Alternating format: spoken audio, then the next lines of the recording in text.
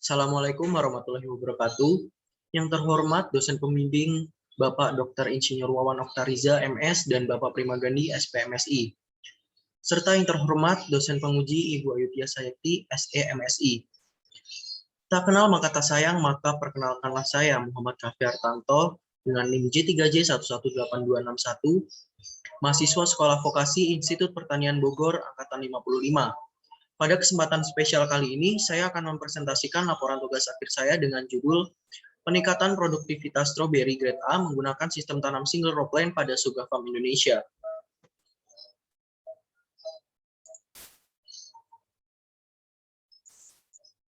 Adapun hal-hal yang melatar belakangi saya menulis kajian pengembangan bisnis ini tidak lain dan tidak bukan karena Indonesia merupakan negara agraris, yang dimana mayoritas penduduknya berprofesi sebagai petani.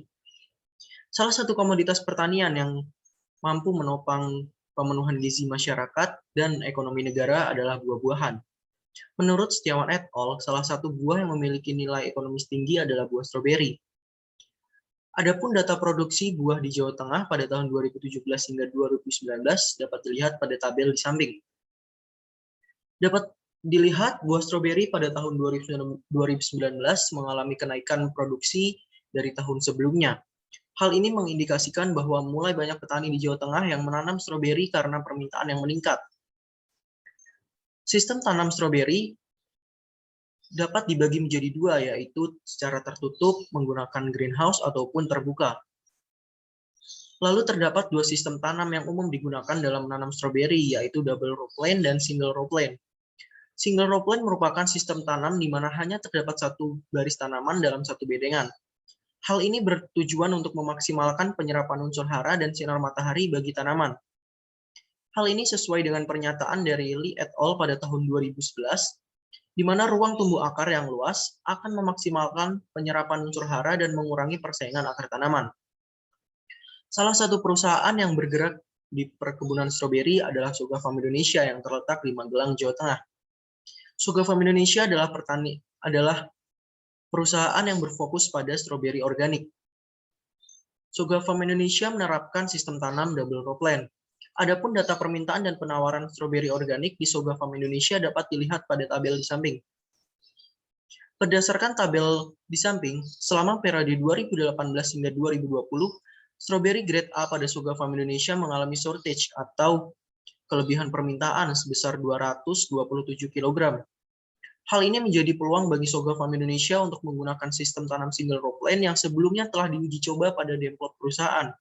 Maka dari itu muncullah ide bisnis peningkatan produktivitas stroberi grade A menggunakan sistem tanam single row plan.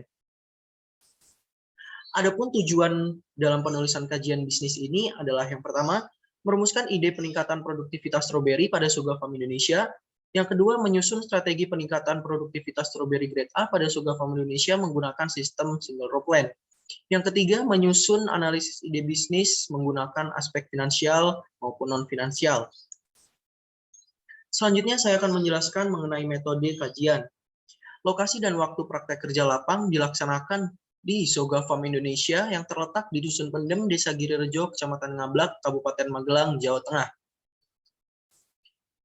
Praktek kerja lapang dilaksanakan setiap hari Senin hingga Jumat, mulai pukul 7 hingga 10 pagi untuk sesi 1, dan sesi 2 dimulai pukul 2 siang hingga 4 sore. Selanjutnya ada teknik pengumpulan dan metode kajian. Teknik pengumpulan data yang digunakan ada dua, yaitu data primer dan data sekunder. Sedangkan metode kajian meliputi analisis SWOT, aspek pasar dan pemasaran, aspek produksi, aspek organisasi dan manajemen, aspek sumber daya manusia, aspek kolaborasi, dan aspek finansial. Berikutnya saya akan memaparkan mengenai sejarah perusahaan Suga Farm Indonesia. Suga Farm Indonesia didirikan oleh Bapak Ihsanuddin tahun 2018. Terletak di Dusun Pendem, Desa Girirejo, Kecamatan Ngablak, Kabupaten Magelang, Jawa Tengah. Pendirian Suga Farm Indonesia berawal dari petani sekitar yang bertani menggunakan pestisida kimia secara berlebihan. Sehingga Bapak Ihsanuddin ingin menciptakan ekosistem pertanian organik. Dipilihlah komoditas stroberi karena keunggulan geografis perusahaan yang terletak di ketinggian 1281 mdpl. Pada ketinggian tersebut, stroberi dapat tumbuh secara optimal. Budidaya stroberi organik di Soga Farm Indonesia menggunakan teknologi greenhouse dan teknologi semi-otomatis. Saat ini Soga Farm Indonesia memiliki 4 greenhouse dengan total luasan 3.000 meter persegi. Selanjutnya saya akan menjelaskan mengenai kegiatan lembaga. Soga Farm Indonesia memiliki 3 kegiatan utama. Yang pertama, pengadaan input meliputi persiapan media tanam, perbanyakan bibit, pemeliharaan, panen, pasca panen, pengendalian hama dan penyakit. Lalu yang kedua, proses budidaya meliputi pembibitan, media tanam, peralatan, bangunan, pupuk dan obat-obatan, serta tenaga kerja. Lalu yang ketiga adalah pemasaran dan distribusi. Pemasaran dilakukan secara direct dan indirect. Lalu distribusi dilakukan oleh jasa perusahaan, oleh kurir perusahaan dan jasa pengiriman paksel. Berikutnya ada struktur organisasi Soga Farm Indonesia. Soga Farm Indonesia memiliki 4 orang karyawan yang terbagi menjadi di divisi produksi ada 1 orang, 1 orang di divisi distribusi, dan 2 orang di tenaga kerja kebun. Berikutnya saya akan menjelaskan mengenai kajian pengembangan bisnis. Yang pertama, rumusan ide pengembangan bisnis. Melalui analisis matriks SWOT perusahaan, didapatkan strategi SO atau Strength to Opportunity. Strategi SO merupakan strategi yang memanfaatkan kekuatan untuk memaksimalkan peluang yang tersedia. Kekuatan yang dimanfaatkan meliputi, pertama, memiliki keunggulan tetap, lalu perawatan dan pemeliharaan menggunakan sistem semi-otomatis, lalu perusahaan memiliki lahan yang belum dimanfaatkan, dan yang terakhir, perusahaan memiliki lahan demplot untuk uji coba. Sedangkan peluang yang akan dimaksimalkan meliputi adanya sertifikasi, pelabelan, dan pengawasan pertanian organik oleh pemerintah, adanya teknologi greenhouse, sprinkle, dan selang drip untuk mendukung kegiatan produksi. Selanjutnya, keunggulan geografis untuk budidaya stroberi, dan yang terakhir, permintaan buah stroberi organik A yang sangat tinggi. Yang selanjutnya akan dianalisis menggunakan analisis non-finansial dan finansial. Berikutnya saya akan menjelaskan mengenai rencana pengembangan bisnis. Yang pertama, perencanaan produk. Produk yang dihasilkan merupakan buah stroberi organik varietas California. Buah stroberi grade A, B, dan C yang telah melalui proses pasca panen antara lain sortasi dan grading, lalu dikemas dalam kemasan 250 gram. Selanjutnya, perencanaan pemasaran. Terdapat 2 strategi yang digunakan untuk menganalisis pemasaran. Yang pertama, strategi STP. Strategi STP meliputi segmentation, targeting, dan positioning. Segmentation sendiri meliputi segmentasi geografis, yaitu konsumen yang berada di Jawa Tengah dan Jabodetabek. Segmentasi demografis, yaitu konsumen yang sudah bekerja dan berpendapatan menengah ke atas. Segmentasi psikografis, konsumen dengan gaya hidup sehat, dan konsumen perilaku, dan segmentasi perilaku, yaitu konsumen yang mengonsumsi makanan organik. Selanjutnya adalah targeting. Targeting merupakan hasil pengerucutan dari segmentasi. Targeting dari Soga Farm Indonesia sendiri adalah konsumen yang berada di Pulau Jawa, memiliki gaya hidup sehat, dan tertarik terhadap produk organik. Sedangkan positioning yang dimiliki oleh perusahaan meliputi perusahaan membudidayakan stroberi secara organik dan menerapkan konsep B2C atau business to consumer. Lalu selanjutnya strategi yang kedua adalah bauran pemasaran 4P, meliputi produk, yaitu stroberi organik varietas California yang sudah dikemas dalam kemasan 250 gram dan sudah melewati proses pasca panen, sehingga menghasilkan stroberi grade A, B, dan C. Lalu yang kedua ada price atau harga. Grade A sendiri dihargai seharga Rp120.000 per kilogram, grade B Rp88.000 per kilogram, dan grade C Rp60.000 per kilogram. Yang ketiga adalah place atau distribusi. Stroberi Soga Farm Indonesia disalurkan langsung kepada konsumen oleh kurir perusahaan dan jasa pengiriman paksel. Lalu ada promotion atau promosi. Promosi dilakukan secara direct, yaitu pemimpin perusahaan menjadi pembicara pada acara seminar dan saat konsumen datang langsung ke kebun. Lalu promosi secara indirect, yaitu melalui Instagram dan WhatsApp. Selanjutnya perencanaan produksi. Dalam perencanaan produksi harus memperhatikan beberapa aspek. Yang pertama, penentuan lokasi. Soga Farm Indonesia sendiri terletak di Dusun Pendem, Desa Girirejo, Kecamatan Ngablak, Kabupaten Magelang, Jawa Tengah. Lokasi perusahaan berada di ketinggian 1.281 mdpl. Selanjutnya adalah kapasitas produksi. Dapat dilihat pada tabel berikut. Dalam satu greenhouse seluas 500 meter persegi, Terdapat 33 bedengan yang dapat ditanami 2.343 tanaman. Pada tahun pertama, dalam sebulan dapat menghasilkan 37,5 kg dengan jumlah buah below standar sebanyak 7,5 kg. Sedangkan pada tahun kedua hingga ke-6 dalam sebulan dapat menghasilkan 75 kg dengan jumlah buah below standar sebanyak 15 kg. Penggunaan sistem tanam single row plant dapat meningkatkan produktivitas stroberi grade A menjadi 80% dari sebelumnya hanya 60 hingga 63%. Angka tersebut didapat dari hasil uji coba pada demplot milik perusahaan. Yang ketiga adalah pemilihan teknologi. Teknologi yang digunakan dalam pengembangan bisnis ini antara lain budidaya stroberi organik dilakukan pada lahan tertutup, yaitu menggunakan greenhouse berukuran 10 meter x 50 meter. Lalu menggunakan sprinkle untuk penyiraman tanaman stroberi, dan menggunakan selang drip untuk mengalirkan nutrisi secara bersamaan dalam satu waktu. Selanjutnya adalah proses produksi. Proses produksi dimulai dengan pembangunan greenhouse, dilanjutkan dengan pengadaan input produksi, lalu persiapan greenhouse dan penanaman. Setelah penanaman dilakukan pemeliharaan, dan dilanjutkan dengan proses panen. Setelah panen dilanjutkan ke proses pasca panen. Berikutnya adalah perencanaan organisasi dan manajemen. Struktur organisasi Suga Farm Indonesia tidak banyak mengalami perubahan dari sebelumnya. Hanya terjadi pengurangan tenaga kerja lahan sebanyak 1 orang. Pemimpin perusahaan juga menerapkan 4 fungsi manajemen. Yang pertama, planning. Pemimpin perusahaan merencanakan kebutuhan perusahaan dan tenaga kerja. Yang kedua, organizing. Pemimpin perusahaan melakukan pembagian job desk tenaga kerja. Yang ketiga, actuating. Pelaksanaan kegiatan perusahaan dilakukan oleh tenaga kerja. Dan controlling. Pemimpin perusahaan melakukan pengawasan terhadap kinerja tenaga kerja. Selanjutnya adalah perencanaan sumber daya manusia. Pada perencanaan sumber daya manusia dijelaskan mengenai kualifikasi dan job description tenaga kerja perusahaan. Untuk tenaga kerja lahan, tidak ada minimal pendidikan. Untuk tugas dan tanggung jawab dari tenaga kerja lahan, yaitu melaksanakan kegiatan budidaya stroberi, mampu bekerja dengan baik, dan mematuhi arahan dari pemimpin perusahaan. Untuk tenaga kerja distribusi, memiliki minimal pendidikan yaitu SMA atau SMK sederajat, dan memiliki tugas dan tanggung jawab antara lain menyalurkan stroberi kepada konsumen secara langsung ataupun ke jasa pengiriman. Lalu yang kedua, membuat pesanan menggunakan smartphone pada aplikasi jasa pengiriman. Berikutnya adalah perencanaan kolaborasi. Kolaborasi merupakan kontribusi berbagai pihak untuk mengatasi masalah dan memanfaatkan peluang. Adapun daftar kolaborator yang bekerja sama dengan Soga Farm Indonesia antara lain yaitu pemasok bahan baku yang berlokasi di Magelang dan Jogja. Hal ini untuk mempermudah kegiatan operasional perusahaan. Lalu di bidang akademisi, Soga Farm Indonesia bekerja sama dengan Universitas Diponegoro dan Universitas Gadjah Mada untuk membantu dalam pengembangan sistem pertanian organik berdasarkan teori.